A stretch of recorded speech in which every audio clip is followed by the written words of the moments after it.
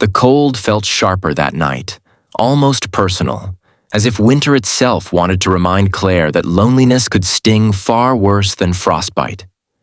Christmas lights glowed across the small town of Ashbrook, shimmering on every store window and lamppost, casting warm gold across the streets. Yet she felt none of it reach her. She had spent all week convincing herself that tonight's blind date might be the turning point, maybe the kind of Christmas miracle she quietly prayed for.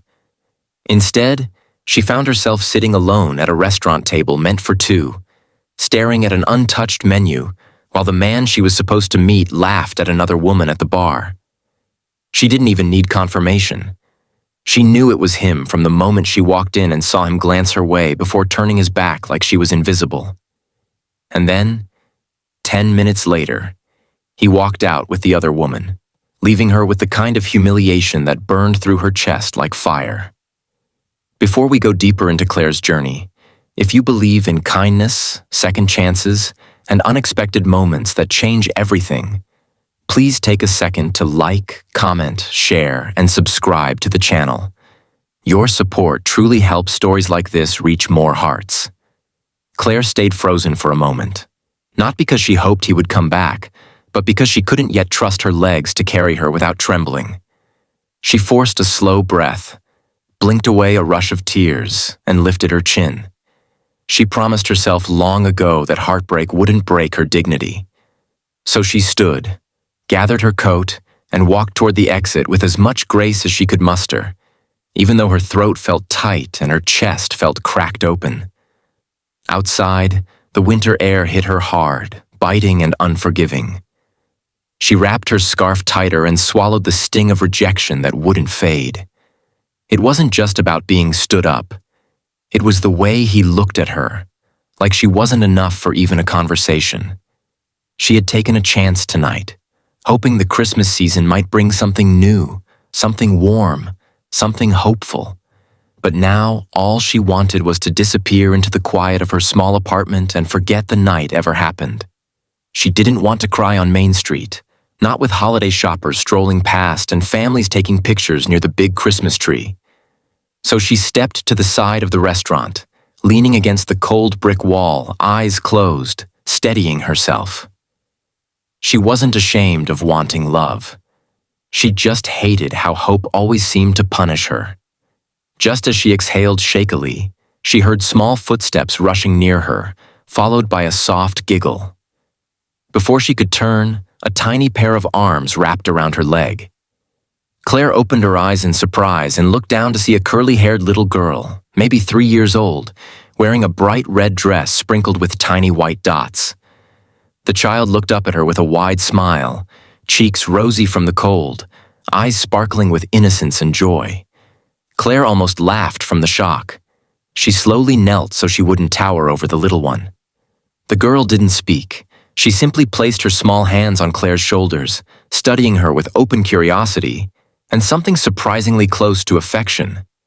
It was such a pure, unfiltered connection that Claire felt her chest loosen for the first time that night. A man hurried over, clearly startled, apologizing before he even reached them. He looked about 36, with warm eyes, messy brown hair, and a coat dusted with snowflakes. When he reached the two of them, he crouched down and gently touched the girl's arm, calling her name softly. Mara. He explained that she was shy most days, but for some reason, she had run straight toward Claire the second she saw her. Claire told him it was no problem at all, that the little girl was sweet, and she meant it. Mara kept her small hand wrapped around Claire's fingers, as if refusing to let her drift back into sadness. It was strange how comforting the simple gesture felt. The man introduced himself as Andrew. He said he had taken Mara out to dinner as a little treat since he had been working long hours lately, and she had missed their time together. He offered Claire a gentle smile, one of those rare smiles that didn't try to charm, impress, or perform. It simply existed, warm and sincere. Claire didn't intend to tell him about her night. She truly didn't. But something about the way he listened, the way his eyes softened with understanding rather than pity, made her share just a small piece. She told him she had a difficult evening, and Andrew responded not with questions, but with kindness in his expression alone. Before she knew it, he invited her to sit with them inside the restaurant. She hesitated, embarrassed by the thought of walking back in after what had happened, but Mara tugged her gently toward the door with a pleading little sound. Claire felt her heart melt, not from romance, but from the warmth of a child who had sensed sadness and tried to fix it the only way she knew, with affection. Inside, the restaurant still glowed beautifully with Christmas lights draped across beams, soft music floating in the air, and families laughing at tables. Claire expected to feel anxious going back in, but somehow she didn't.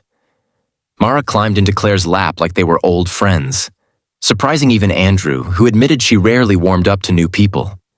They ordered hot chocolate for Claire and a tiny dessert for Mara, who tried to feed Claire a spoonful as if it were part of her mission to make her smile. Andrew watched with a gentle grin, clearly delighted to see his daughter so happy. He didn't push conversation or make things awkward. He simply shared the moment with quiet warmth. Claire learned he was a carpenter who had moved to Ashbrook 2 years earlier after losing his wife to a sudden illness. He spoke softly about how Mara had been his anchor through grief and how he tried every day to be hers. Claire found herself opening up too, not about everything, just enough to show she understood what loneliness felt like. She told him she had moved to town for a fresh start after a long relationship ended, thinking Christmas might be less painful in a new place. But loneliness had a way of finding her, even when she tried to hide from it. As the night went on, she realized she was no longer thinking about the blind date. She wasn't replaying the rejection or that humiliating moment at the door. Instead, she found herself laughing softly at Mara's playful gestures, listening to Andrew's stories, and feeling something warm settle in her chest, something she hadn't felt in a long time. Not hope exactly, but comfort. Peace. When it was time to leave, Mara reached for Claire again, lifting her arms in a silent request for a final hug. Claire lifted her into her arms, holding her close as the little girl rested her cheek against her shoulder. It was a simple, pure gesture, but it felt like healing poured directly into Claire's heart. Andrew noticed the emotion in her eyes and offered a soft, understanding nod. Outside in the snowy parking lot, he told her he was grateful she joined them, that he hadn't seen Mara connect with someone like that in months. He didn't ask for anything, not her number, not a future meeting. He simply thanked her, genuinely, so sincerely that Claire felt her chest swell.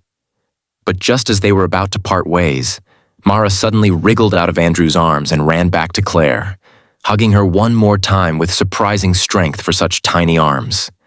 Claire closed her eyes, returning the hug, feeling something inside her knit itself back together, something she hadn't even realized was torn. When they finally said goodnight, Claire stood in the glow of streetlights as Andrew carried Mara to the car.